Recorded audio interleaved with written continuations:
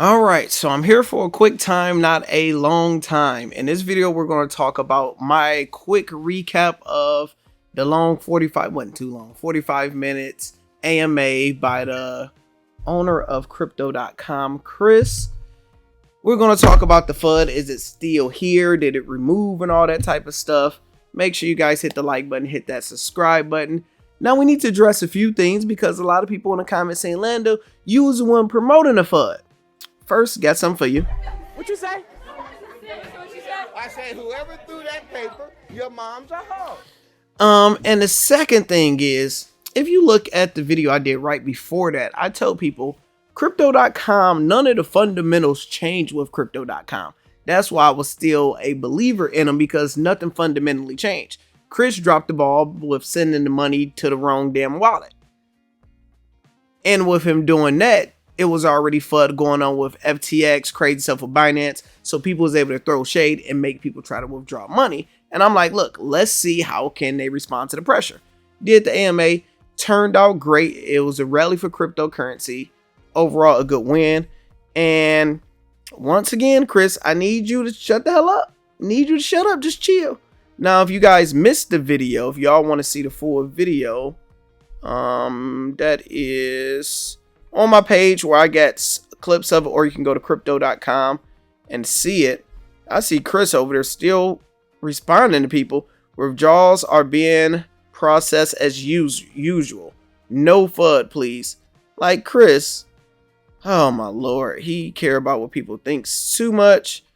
CEO downplays FTX, contagion fears, say he approved the naysayers wrong as withdrawals rise. Okay. So he opened up, he used one of his employees to basically interview him with a short time frame. It was very professional. It ran very smoothly. It was clear, precise. Loved it. Give it a 9 out of 10. Love everything about it, right? So let's look at some of my clip notes. So he started off saying up to date on FTX situation. It's been a bad week for crypto. Talked about the licenses that they have and what they've been doing to try to make themselves more regulated. I technically don't care too much about the licensings because actually I got this on. I hope it's not sounding crazy because I have a double mic. Let me mute that. All right. Hopefully that wasn't sounding crazy. So I had to re-record the first half because I had both mics on. The problem is because even when I was with Hodlnaut, they did a lot of those exact same type of regulations and all that type of stuff to be extra regulated. When your money run out, that don't really help you. The regulations don't help you too much, so it's good. It's like basically when you go in somebody's office and you see the University of Michigan, University of so-and-so, it's like, all right, you smart, but you don't mean nothing too much, you know. All right. So then he said they are making about $1 billion in revenue. Last year and this year, $1 billion in revenue. I'm going to circle the block around that because I got more thoughts to it.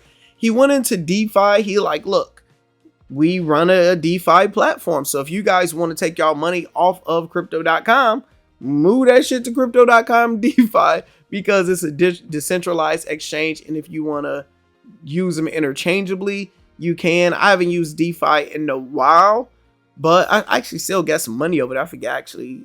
I ain't used in a while, but we'll talk a little bit about that.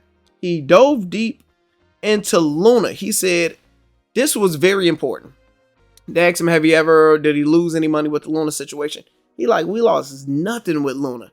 Like, look, once we seen 20% APYs, it's like, that's too good to be true. He didn't expose any of us to it. And that was great because a lot of these other companies did. Everybody seen 20%. It's like, oh shit, you got to think.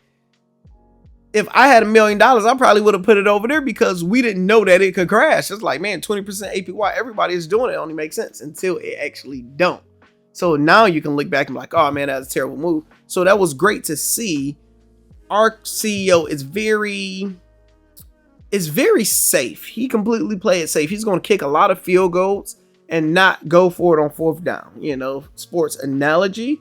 He talked about how they make their money. He kept it simple. Like, look, we make our money by fees. When you guys buy crypto, we basically make a fee from it. When we get deals with gift card companies or companies that they use a card with, they get a fee when people use that. But that's really the main way they make money. I'll tell you guys my cons in a little bit. They don't lend to any third party. So it's like, look, me and FTX, we ain't in the same ballpark. They completely do different stuff. People wanted to know about sending $1 billion to FTX. They're like, what's this about? He cleared up all of the BS. It's just a lot of misinformation. When people don't know anything, they're going to speculate. They're going to say shit. I'm happy he cleared up a lot of it. He like, look, the way it works when you guys want to try to buy so-and-so crypto coin, you want to buy some Dogecoin. What we do is have a middleman that basically makes sure you guys get the best price and the best fee. So sometimes we will use FTX. I'm paraphrasing. I don't know the words. We can use FTX to get the fees. We can use this company to get the fees. Whoever we use to get the fees is helping you guys out because it's the lowest thing. It's like, so that's why we sent that much to them, because you guys are buying stuff and they had the best fees. So, simple, good stuff. All right. Sponsorship deals. He said, people like, man, y'all spend a lot of money on advertising, sponsorship, like, put that towards the company. He was like, to be honest, it's only 10% of our revenue. And for promotion, that's really not a lot. And most of the deals they doing is like 10 years, 20-year deals. So like with the Laker deal, yes, that's a $700 million deal, but it's a 20-year deal. So they didn't pay $700 million up front. It's a deal that you have to do long term. And I have my thoughts on that. Let's see. So some of the cons I would say is crypto.com. I love them. Crypto.com do not make enough money. What do I mean by that?